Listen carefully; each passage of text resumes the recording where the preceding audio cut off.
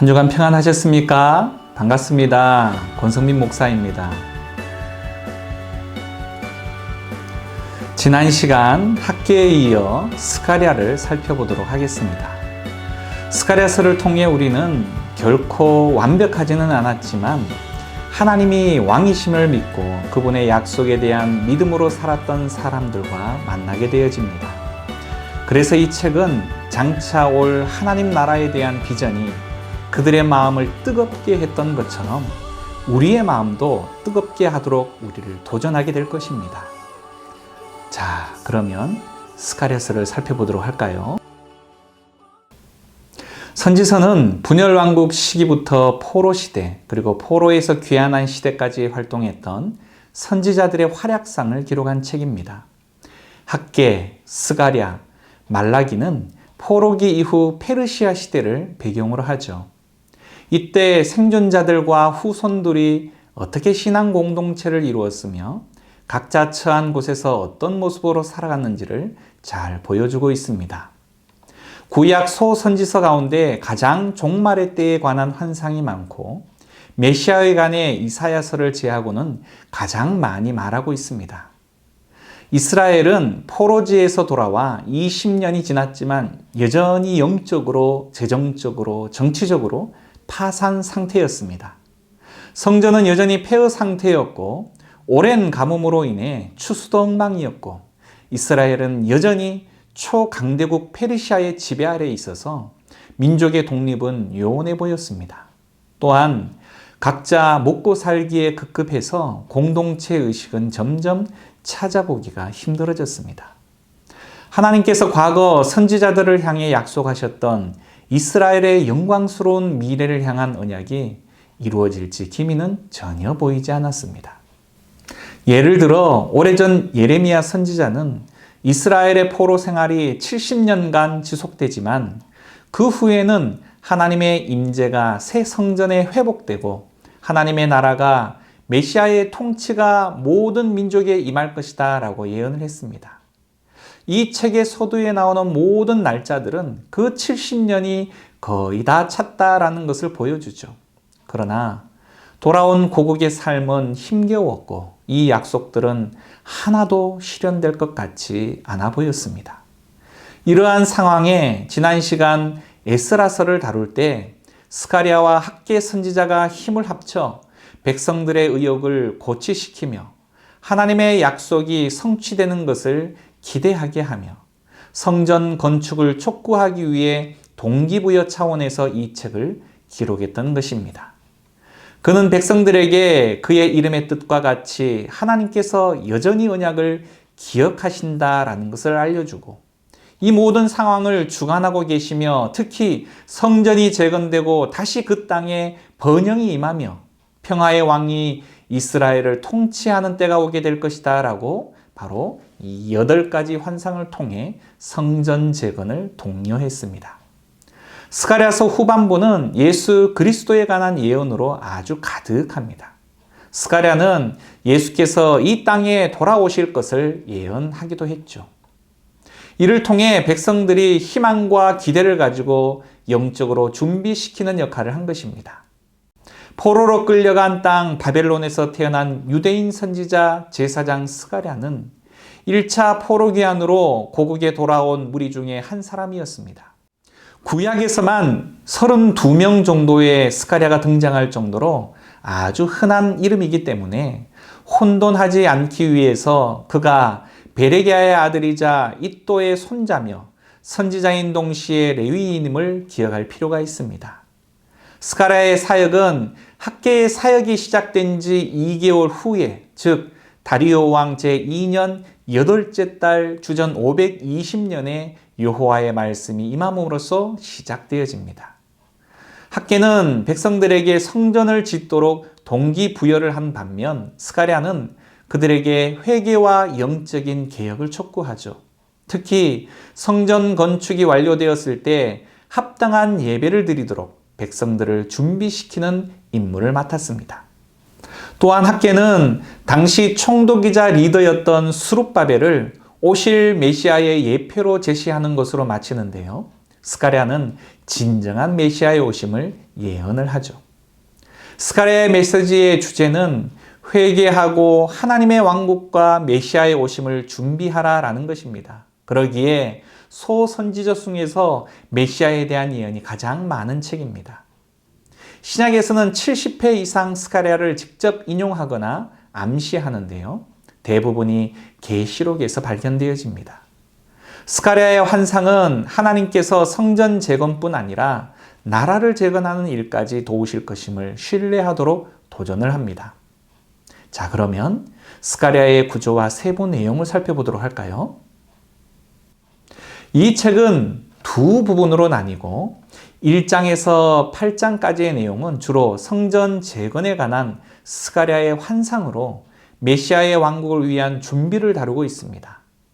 9장부터 14장은 메시아의 오심을 통한 구원, 다시 말해 이스라엘의 대적을 심판하시고 이스라엘을 구원하시며 통치하시는 하나님에 관한 예언들을 담고 있습니다.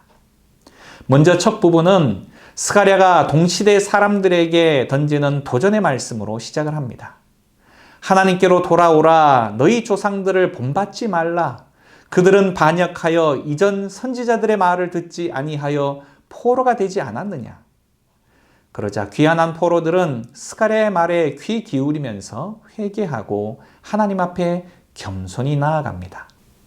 다음은 스가랴가 밤중에 본 8개의 환상으로 구성되어져 있는데요.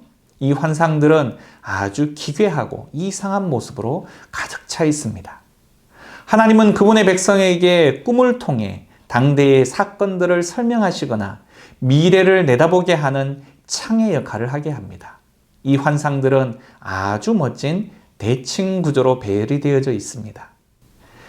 각기 4명의 말탄 자들에 대한 이 첫 번째 환상은 그들은 마치 하나님을 대신해서 세상을 순찰하는 경비대원들 같습니다. 이것은 하나님께서 모든 민족을 세심하게 살피고 계신다라는 것을 표현하죠.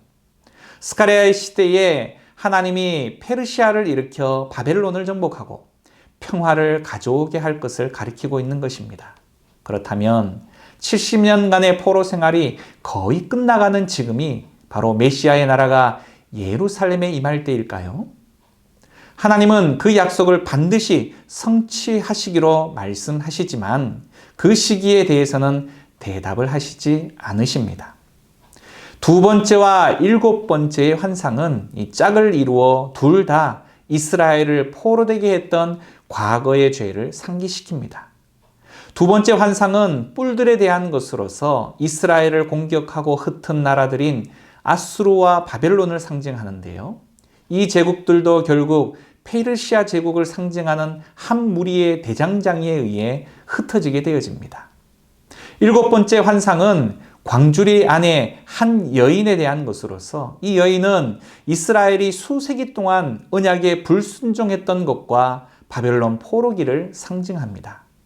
그녀는 학과 같은 날개로 바람을 일으키는 이 2명의 여인에 의해 바벨론으로 옮겨지게 됩니다. 세 번째와 6번째 환상은 새 예루살렘의 재건에 대한 것입니다. 한 남자가 도성을 측량하고 있는데요. 이는 예루살렘은 재건되고 모든 민족의 등불이 될 것이며 그들은 하나님의 백성과 함께 예배하게 될 것이다 라는 하나님의 약속을 상징하죠. 다음으로 6번째 환상은 새 예루살렘 주위를 날아다니며 도둑질과 거짓말하는 자들을 심판하는 두루마리에 대한 것으로 새 예루살렘이 하나님의 말씀으로 인해 죄로부터 정결케 된 장소가 될 것을 의미합니다. 4번째와 5번째 환상은 이 전체 환상 가운데 가장 중심이 되는 부분인데요. 귀환한 포로 중 핵심적인 이 2명의 지도자, 다시 말해 대제사장 여호수아와 다윗 왕의 자손인 스룹바벨에 대한 것입니다.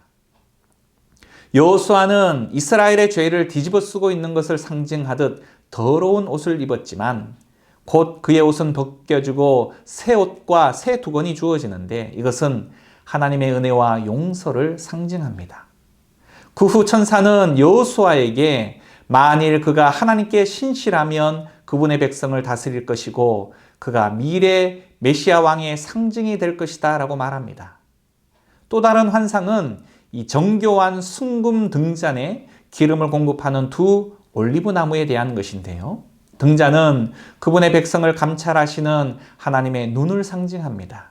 그리고 두 그루의 나무는 두 기름 부은 지도자이자 성전 재건을 이끄는 여호수아와 스룹바벨을 상징합니다.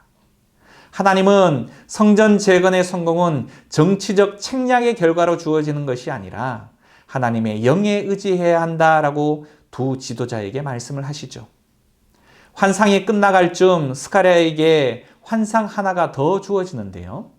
대제사장 여호수아에게 왕관이 씌워져 미래의 메시아 왕에 대한 상징이자 하나님 나라의 제사장이 될 자로 표현되어집니다. 그런 후 스가랴는 이 모든 환상의 성취는 오직 이 세대가 하나님께 신실하고 언약의 규례에 순종할 때에만 가능하다라고 말합니다. 이는 곧 7장과 8장의 결론부의 핵심이기도 합니다. 이 마지막 부분은 1장부터 8장까지의 내용과 매우 다른데요. 각 부분은 마치 만화경을 보듯 미래의 메시아 나라에 대한 다양한 시와 모습으로 구성되어져 있습니다. 다시 말해 오실 왕, 목자, 메시아에 의한 미래의 구원과 승리를 보여주죠. 스가랴는 여호와의 날에 이스라엘이 하나님 앞에 성결케 될 것을 고대하면서 에스겔, 다니엘서와 견줄 만큼 묵시적이고 종말론적인 메시지로 아주 가득합니다. 마치 신약의 계시록의 일부를 보는 듯하죠. 이제 장차 오실 겸손하신 메시아 왕에 대해 묘사하는데요. 그분은 나귀를 타고 새 예루살렘에 와서 열방 가운데 하나님 나라를 세우실 것입니다. 그러다가 갑자기 이 왕은 이스라엘의 양떼를 이끄는 목자로 표현되는데 그분은 먼저 자신의 백성에게 거절당하고 다음에는 역시 목자들로 표현되는 이스라엘의 부패한 지도자들에게도 거절을 당하십니다. 하나님께서 이런 부패한 목자들에게 이 왕을 넘기신다라는 것이죠. 마지막 부분은 미래의 메시아 나라에 대한 시와 모습으로 구성된 또 다른 내용으로서 새 예루살렘을 하나님의 공의가 마침내 모든 민족의 악을 대적하여 물리치는 장소로 묘사하는데 이는 요엘서와 에스겔서에 나타난 주제와 매우 비슷합니다. 그런데 하나님은 그의 백성들의 마음속에 있는 불순종 또한 대적하실 것입니다. 하나님은 그들에게 자신의 영을 부으시어 그들이 메시아로 오신 목자를 반역하고 거절했던 그 사실들을 회개하고 슬퍼하게 하실 것이다 라고 하십니다. 마지막 장의 결론은 새 예루살렘이 모든 민족이 모이는 장소가 되는 것인데 이 도시는 새로운 에덴 동산이 되고 성전에서 흘러나오는 생명수의 강은 모든 피조물의 치유를 가져다 줍니다. 이 책은 이렇게 끝이 나죠. 스가랴는 우리에게 1장부터 8장과 9장부터 14장의 관계에 대해 후반부에 나오는 미래의 메시아의 나라는 전반부의 요지와 같이 하나님의 백성이 신실할 때에만 도래한다라는 것입니다. 스가랴서를 읽는 것은 롤러코스터를 타는 것과 같죠. 환상과 시들은 특이한 모습으로 아주 가득합니다. 우리의 인생처럼 항상 질서정연한 형식에 맞아떨어지지 않지만 자신의 목적을 따라 역사를 이끌고 계시는 하나님의 손길을 잠시나마 우리는 볼 수 있다라는 사실이죠. 궁극적으로 스가랴는 우리를 혼돈 너머를 바라보며 장차 임할 하나님의 나라를 소망하도록 초대하고 그래서 현재에 충실하도록 동기를 부여한다라는 것입니다. 이것이 스가랴서의 내용입니다. 다음 주 영상은 에스더서입니다. 많은 기대 있으시길 바라겠고요. 강의를 보시고 난 느낌이나 제안사항은 댓글로 달아주시면 감사하겠습니다. 또한 성실 아카데미 유튜브 채널을 통해 성실교회 홈페이지 메인 화면에서도 만나보실 수 있으십니다. 혹이라도 놓친 강의가 있다면 다시 찾아서 보실 수도 있으십니다. 지인들과 함께 나누시면서 말씀을 더욱 가까이 하실 수 있기를 소망합니다. 말씀을 알아가는 기쁨과 은혜가 우리 모두에게 가득하시길 소망하고 한 주간도 평안하시길 또한 소망합니다. 감사합니다.